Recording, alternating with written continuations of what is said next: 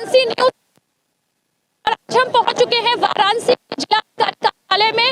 लोकसभा चुनाव का नामांकन स्थल है ये, और यहाँ पर अभी पहुंच चुके हैं बीएसपी के वाराणसी से जो दावेदारी करने के लिए अतहर जमाल लहरी। और अब हम बीएसपी के अतहर जमाल लहरी से भी बात करेंगे, उनके कार्यकर्ता, उनके नेताओं से बात करेंगे कि आखिर उनकी दावेदारी किस मुद्दे पर है, और यहाँ वाराणसी में क्या वो भाजपा के सामने टिक सकते हैं या फिर इंडिया गठबंधन को हरा सकते हैं। तो अभी हम आपको उनकी रैली में जो जनसभा उमड़ी है वो दिखाएंगे और उनके नेताओं से बात करेंगे।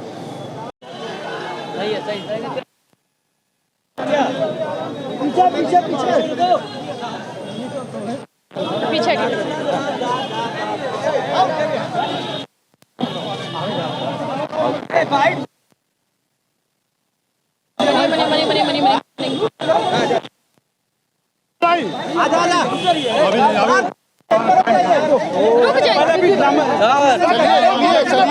हमारे साथ बीएसपी के भी कुछ कार्यकर्ता मौजूद हैं। अभी अभी अतहर जमाल लहरी जी बनारस से संसदीय क्षेत्र के लिए नामांकन दाखिल करने के लिए अंदर गए हुए हैं और उनके सपोर्टर हमारे साथ मौजूद हैं। और हम उनसे जानते हैं कि 2024 की जो चुनावी जनसभा चल रही है या चुनावी की जंग चल रही है, उसमें क्या भूमिका रही है लहरी जी की। क्या लगता है कि इस बार अतहर जमाल लहरी जी जीत पाएंगे कि नहीं?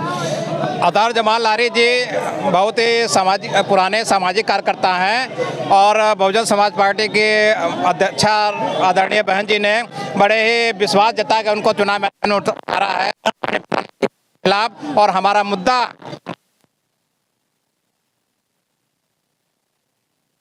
उस मुद्दे को खिलाफ गांव जन जन तक के बीच में है और निश्चित ही यहाँ हम लोग मोदी को करेंगे।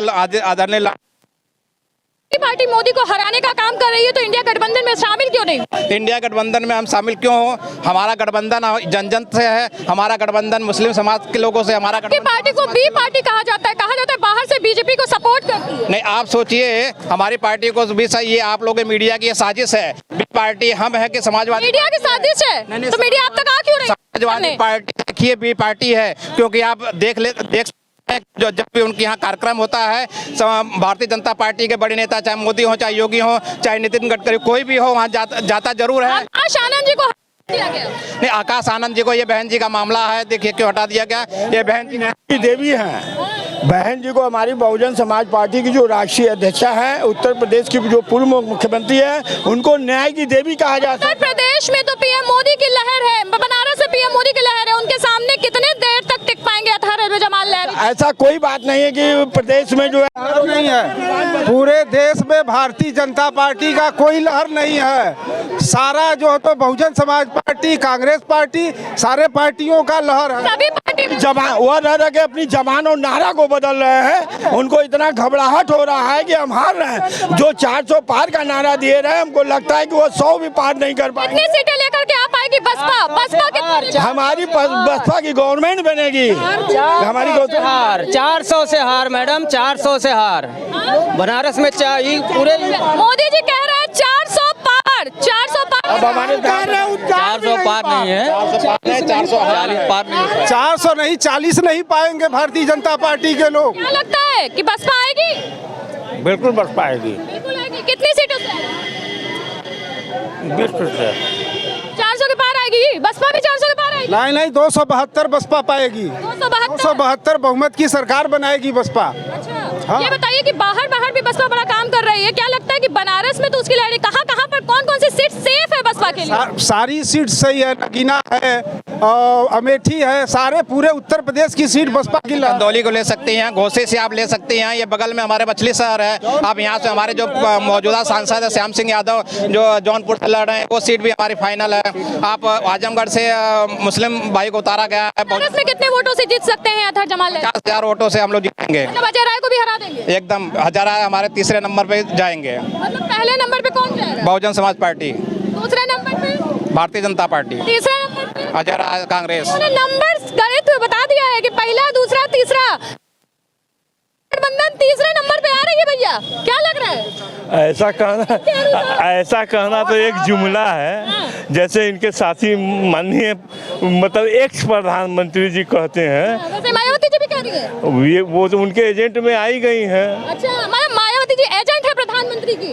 जी साहब, ये तो सामने ही दिख रहा है। देखिए कह रहे हैं आपके सामने देखिए जो बी टीम की बात है, समाजवादी पार्टी के यहीं कांग्रेस पार्टी के अधिक से ज़्यादा परिवार के, ये यहाँ तक कि राहुल गांधी के सगे भाई और उनके माता जी अभी भारतीय जनता पार्टी में, अखिलेश यादव की जो भयो है, उनके मामा हैं, उनके फूफा हैं, सभी भारतीय जनता पार्टी में है। ये तो ऑलरेडी परिवारवाद का आरोप लगा रहे हैं, परिवारवाद का आरोप।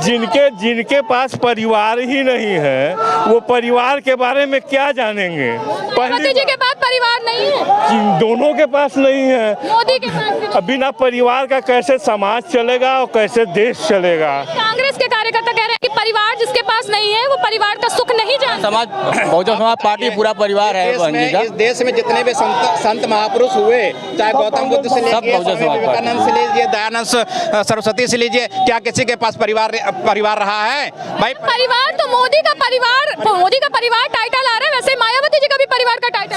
क्या देश संतों के जेल भेज दिए? तो क्या लगता है मायावती जी को हरा पाएगा कांग्रेस इंडिया गठबंधन? मायावती तो चुप्पी साधी हुई है। कोई अगर एक तरफ पूरे उत्तर प्रदेश में कोई आवाज बन के है तो प्रियंका गांधी, राहुल गांधी जी। कोई कांग्रेस की कोई आवाजें नहीं, क्योंकि कांग्रेस का सभी लोगों ने देख चुका है, 40 साल आई है।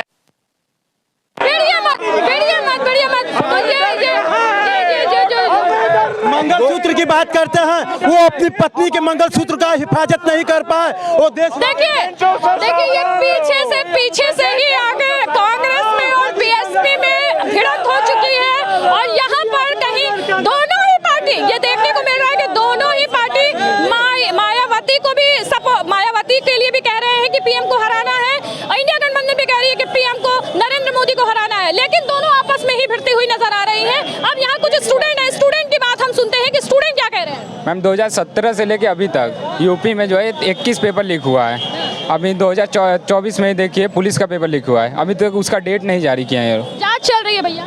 जांच तो चली रही है, लेकिन हमको बताना चाहिए ना, हमारा फ्लो बिगड़ जाता है पढ़ाई का। अच्छा, तो इस बार बदलाव चाहिए कि नहीं? बिल्कुल चाहिए। मुद्दा क्या होगा इलेक्शन? युवा डिप्रेशन से जूझ रहा है इस समय, इतने पेपर लीक हो रहे हैं, ये तो सोशल मीडिया पर कोई दिखाएगा नहीं। चलिए दिखा देंगे आपके। मनमोहन सिंह की सरकार था, यही मनमोहन सिंह की सरकार था तो पर ईयरली वैकेंसी निकलता था, बच्चे से भर्ती होते थे। इनके सरकार में पेपर वो लीक हो जा रहा है। चलिए, तो ये सारे मुद्दे हैं वाराणसी की जनता का। आप देख रहे हैं कि वाराणसी पे आज जन सैलाब उमड़ चुका है। सभी पार्टी एक एक करके यहाँ पर नामांकन करने के लिए दाखिल हो चुकी